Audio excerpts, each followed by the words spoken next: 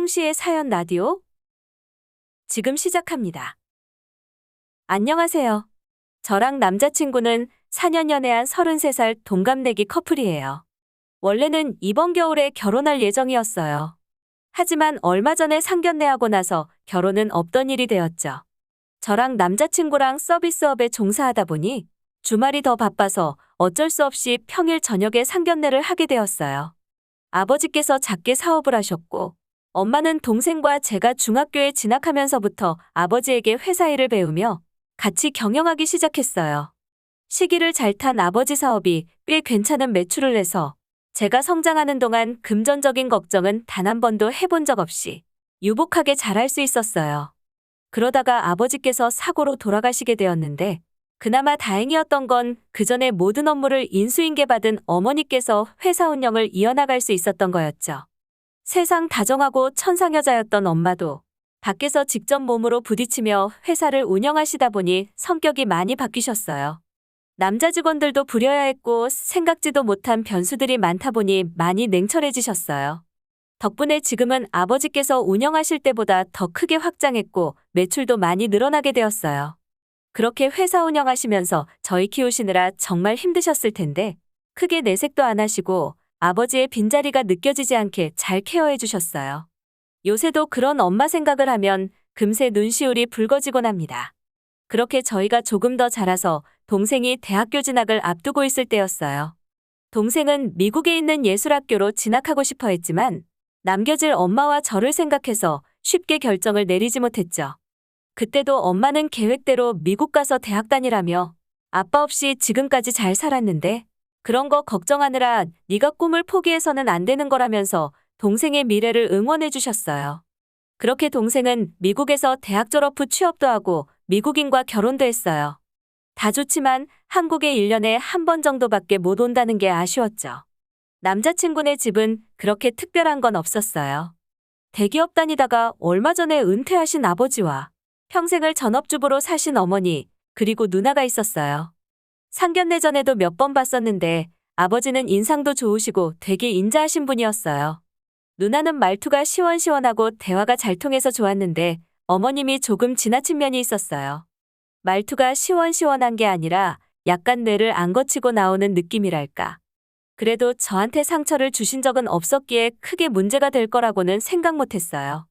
근데 상견례 자리에서 일이 터진 거였죠. 남자친구네 가족이랑 저랑 엄마랑 해서 만났어요. 처음에는 큰 문제 없이 대화도 부드럽게 잘 흘러갔어요. 예식장이나 신혼집, 혼수, 예물예단 등등 플러스 돈이 얽혀서 불편할 수도 있는 주제들도 크게 마찰 없이 잘 넘어갔고요. 경제권이 아버지 쪽에 있었는지 어머님은 별 말씀이 없으시더라고요. 이때까지만 해도 분위기가 정말 괜찮았어요.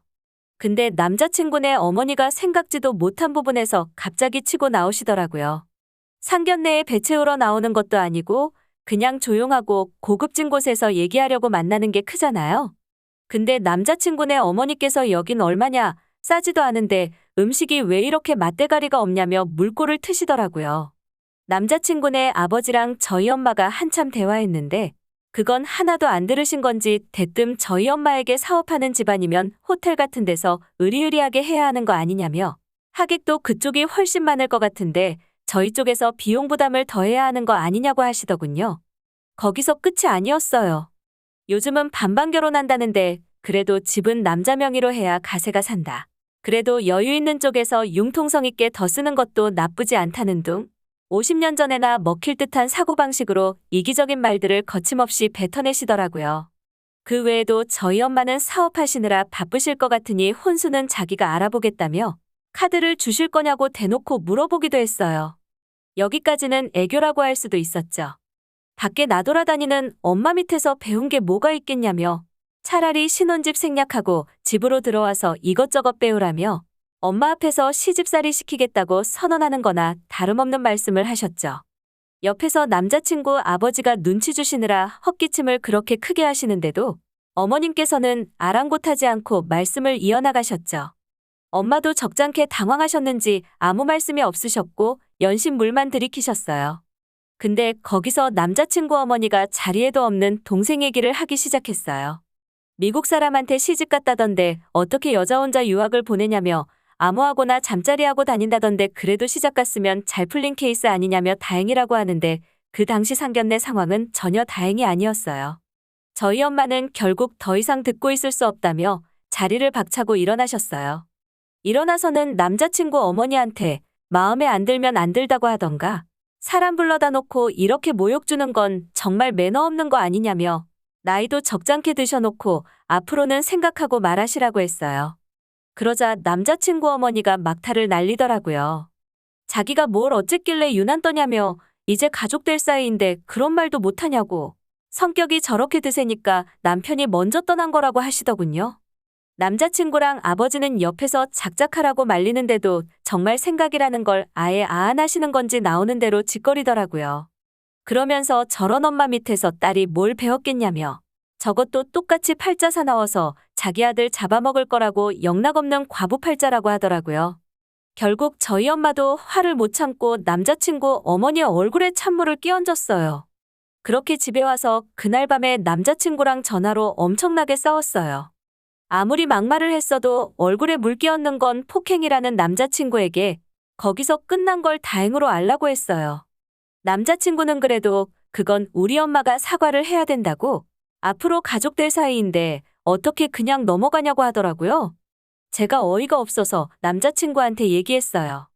너 같으면 니네 엄마가 말을 그따위로 짓거리는 걸 보고도 내가 너랑 결혼할 거라고 생각하는 거냐고요.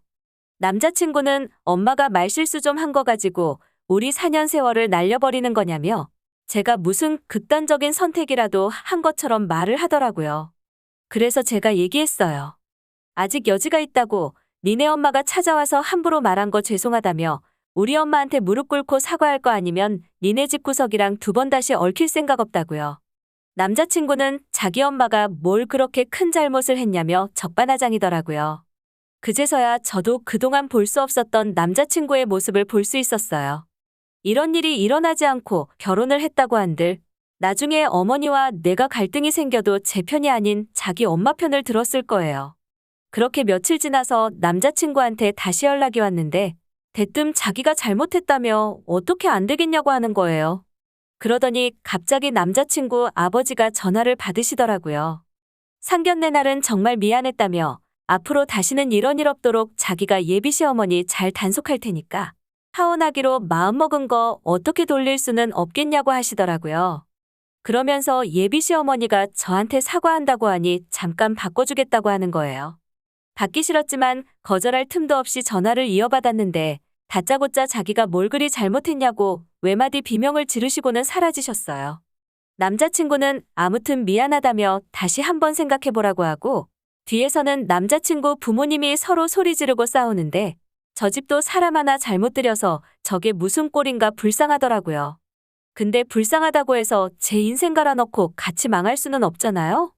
앞으로 어떤 식으로든 연락 안 했으면 좋겠으니까 잘 지내라는 인사를 마지막으로 연락을 끊었어요. 어려서부터 나중에 크면 엄마 아빠처럼 행복한 부부 생활해야겠다는 꿈을 꾸며 결혼을 준비했는데 막상 준비해보니 현실은 그렇게 녹록지 않았어요. 남자친구 덕분에 결혼에 대한 환상도 완전 박살났고 이제부터는 엄마랑 동생이랑 제 가족만 잘 챙기며 행복하게 살려고요. 홍시의 사연 라디오 오늘 이야기 여기까지입니다. 재미있게 들으셨다면 구독과 좋아요 부탁드립니다.